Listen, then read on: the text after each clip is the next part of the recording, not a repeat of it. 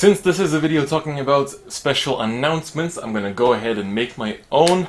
I've officially started a second channel, which is gonna be, well, after a lot of debating on the name, called Second Fight. So, basically the reason why I decided to do this is, some of you may have already heard or noticed, is because the YouTube algorithm punishes you for uploading anything that isn't relevant to what you normally upload. So basically, when I upload a non-Vanguard video, the YouTube algorithm will punish me. And as a lot of you know, I do a lot of things besides Vanguard, like, you know, Yu-Gi-Oh! Or Buddy Fight, or Fire Emblem, or a lot of other kind of things.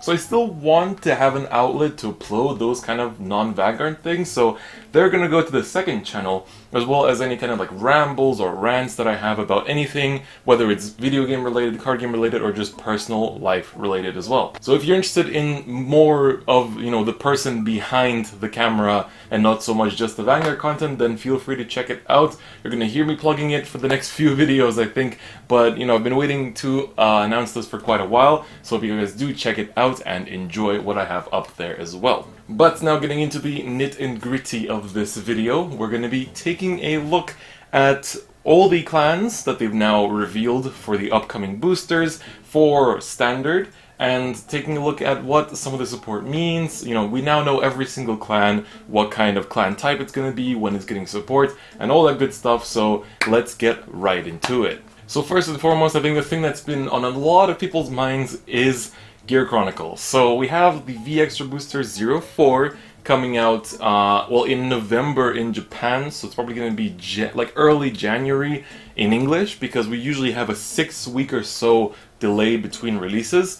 And we already know the boss grade 3, basically, which is the Lost Order Dragon, Lost something, but you know, his skill is essentially mimicking Stride, and I think a lot of you have seen this. If you haven't, he's basically, you know, you discard a grade 3, you search your deck for a grade 4 and ride it, and then at the end of the turn you retire it, so it doesn't go back to deck, so you can't reuse it, and then you go back to the grade 3. So essentially it's mimicking Stride, you know, and it's kind of making it so that it's exclusive to Gear Chronicle to make it sort of more special, because that's what Gear Chronicle is always based on. Now, we knew from the start that the Gear Chronicle support would not be Chronojet focused. I personally had a feeling that maybe it's going to be Chrono Fang, or, you know, something along those lines, because it would make sense for Ryuzu to show up, because he was related to Shin in, you know, the general background of the story, so I was like, oh, you know, it would make sense. And then, you know, a lot of people already noted that all three Tri-3 clans, so Neo Nectar, Royal Paladin, and Gear Chronicle are Force, making them Tri-Force, haha, all that good stuff. But what's interesting to me is that with the Lost Order Dragon, or whatever he was called, you can basically get at least 2 forces in one turn, because, you know, when I was thinking about it, you essentially ride grade 3, you get a force. Then you use the skill to grab the grade 4 from your deck. If that grade 4 has a force marker, you get a second force in the same turn, and then at the end of the turn you have to re-ride the grade 3 after you've retired the grade 4, meaning that you get another force. So that's at least 2 forces in one turn, that we know 100%, but potentially 3 forces per turn, and you can do this every single turn as well. So I find that pretty fascinating, and, you know, it's going to be a bit scary that, you know, if that does happen, so that's why I'm thinking maybe they won't put forces on the grade 4s, but I guess, you know, it's just like a bit, you know, they make it a bit bricky, because you have to put in grade 4s into your decks, but I have a feeling that actually every clan is going to get grade 4s at this rate, because now after seeing this, it's pretty likely that the Exculpate and Nouvelle Vague booster, like both of those units, will be grade 4s as well, and, you know, they might have a similar thing where they retire themselves at the end of the turn or something like that. I also want to go ahead and say that they'll probably give them triple drive, because you like, especially with Gear Chronicle 1, you do have to pay the cost for Stride. So, you know, the card does have the counterblast 2 to draw 1 kind of thing, but I have a feeling that they might just slap on triple drive to the grade 4s, and that would be quite exciting. So I think there's a chance they'll put triple drive, but we'll see if they actually go ahead and do that. And now the reason why I'm saying that they might put grade 4s for every clan is because we've seen that a lot of decks play slightly wonky grade ratios to what we're used to in the G series, where it's like 10 or 11 or sometimes even 12 grade 3s.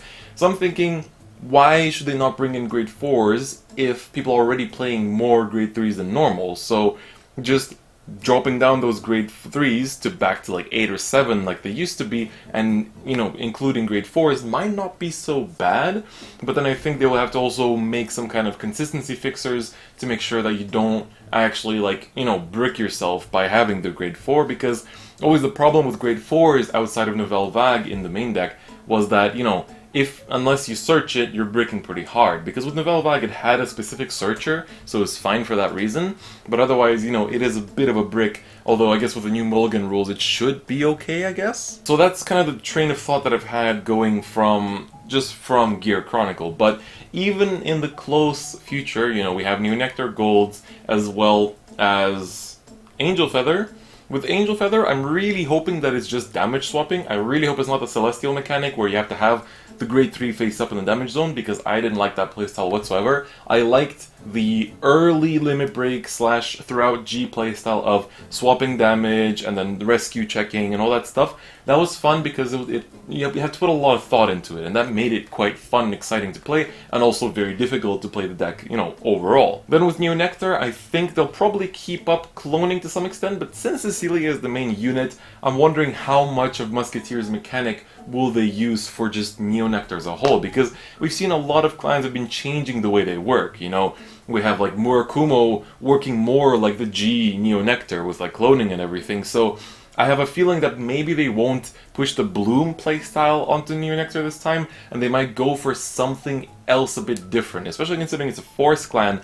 I wouldn't be surprised if it had a bit more of the whole retire 1, check top 7, call 2 kind of playstyle to it like Musketeers did. As for Gold Paladin, they are an Axel clan, and I don't think they're going to have anything to like stand their rearguards or anything. I think it's mostly just going to be Cole from top X cards, just like normal Gold Paladin would. I think they're not going to change their playstyle too much, I hope. So I think that one is quite self-explanatory. As for Great Nature, we've seen Leopold, and they are an Axel clan as well, which makes you wonder to what extent are they going to go with a more Crayon Tiger playstyle, in the sense of restanding units and then, just amping them up with power and then getting them retired and drawing a bunch of cards, because they are an Axel clan, so normally they wouldn't be drawing that much. But I guess because you still have the downside of retiring something, it'll be an interesting kind of mix, because I think with Leopold, it'll probably be the kind of doping playstyle. That's how Great Nature's been, but maybe to set it aside from Dimension Police, they'll do something else. And so I feel like from the 3 here, Great Nature is the most iffy one.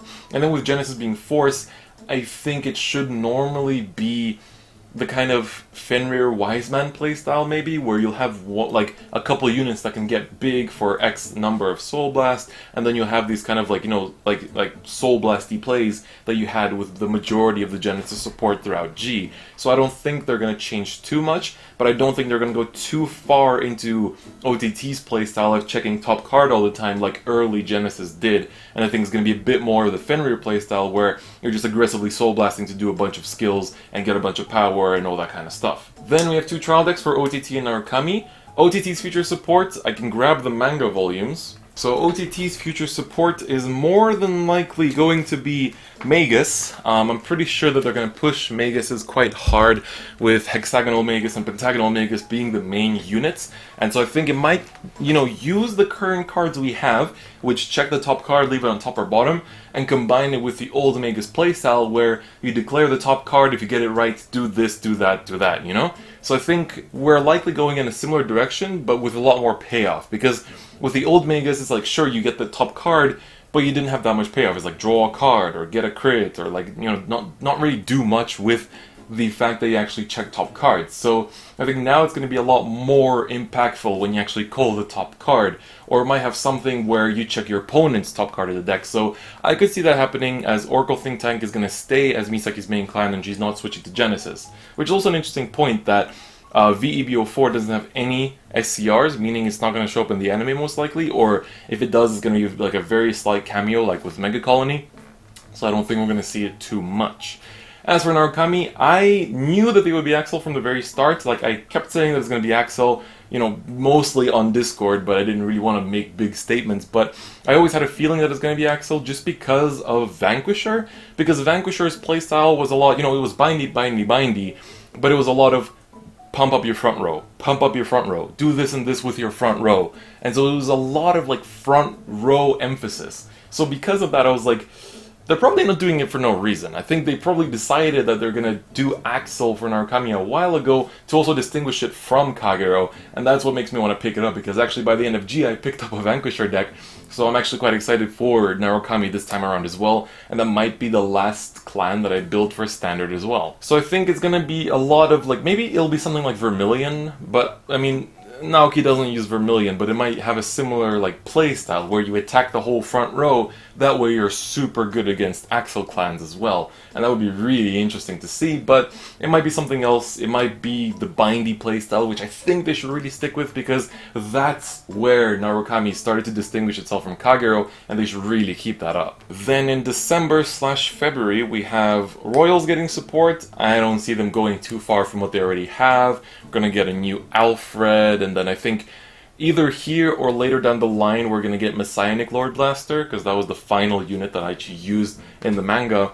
And then, yeah, OTT support we talked about. There's more Gold Paladins, so how they decide to support Azel is going to be different. You know, we can't really talk about it too much because I already talked about Golds already, so we'll see what they do with Golds initially, and then we'll see what they do with Golds in the second wave after that. The Narukami I talked about. Nubatama is probably going to be used by Shingo, because he's still around in the manga, but he did use Murakumo. But I think to discern him from Kyo, I think they're going to make him use Nubatama. And so I kind of hope, but also doubt that they're going to go with the Dominate playstyle, because it wouldn't really fit the character either. But it's probably going to be the kind of like, oh, force your opponent to discard cards playstyle, which is going to be super effective against Axel clans, and, you know, maybe not so effective against Protect clans. But since it's a Protect clan, it's normally supposed to beat Force clans, if I'm not mistaken. And then, you know, according to the triangle that they like to put, I think normally Protect loses to Axel but beats Force. So we'll see how that interaction goes, but, you know, it doesn't always go that way, obviously. But I think, you know, with Nubatama they can get a bit creative, and we'll see what they do. Then Link Joker being Force. A lot of people weren't happy about this. I think it's perfectly fine, because Link Joker in the manga, well, here you're gonna have Ibuki here on the back, does use deleters, and deleters, you know, they erase your opponent's Vanguard. They put it to 0 power and all that good stuff. So by putting an extra force on that, you're essentially adding up the power of your own attacks onto their 0 attack power Vanguard. And so I think, you know, with delete in mind, I think that should normally work out.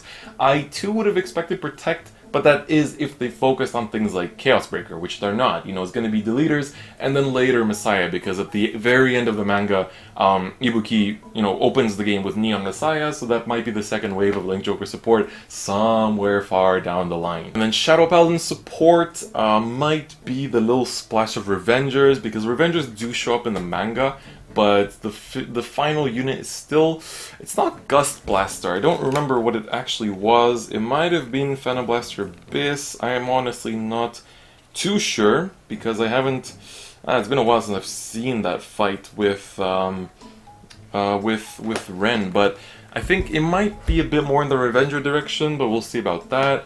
And then Dark Irregulars, I mean, we've already seen Dark Irregulars in the first wave. It's going to be pretty crazy, where they can actually generate 2 Protect markers per turn, essentially, once they get 13 Soul, which is pretty crazy, I think. And then Pale Moon, most likely Farah or Lukier. Depends if they value the fan popularity or the manga relevance, because Lukier is obviously the most popular Pale Moon unit, but Farah is the one that Asaka actually uses in the manga. As for Dark Irregulars, I think Tetsu uses a Mon in the manga. It's been a while since that volume came out, but yeah, I'm pretty sure it's going to be that. As for Murakumo, I'm honestly not too sure. It might be the Mangatsu chain, but we're going to see about that. And then finally, Bermuda supports. I think with Bermuda, I was at first going like, oh, maybe they're going to focus on Prisms, or maybe they're going to focus on Pacifica. But now with the Bermuda anime coming out, I think it's just going to be the units from the Bermuda anime, and that's going to be it. They're not going to bring back any of the old ones, maybe 1 or 2 as like cameos or something like that. But yeah, I don't really see them putting in too much for Bermudas. And them being Force makes sense to me, because, you know, they bounce their own units and then call them back. So, you know, you have a unit on the force circle, it attacks, you bounce it back to hand, call another one, and it gets the force bonus power. I think that makes perfect amount of sense. I think with Gear Chronicle being force, I didn't talk about that too much, actually. I think that's fine too, because, you know, you get the triple force marker, and you get your... If they do timely P-plays, that works, and even if they don't, it's okay, I think. You know, if they have a more, like, control-y playstyle, I think it works regardless of what they do, so we're just gonna see how the support develops over time. So, before this video gets too long, I think I'm gonna close it off here. Overall, I'm really excited for all these reveals. You know, some people are a bit disappointed in some of the gift choices they made.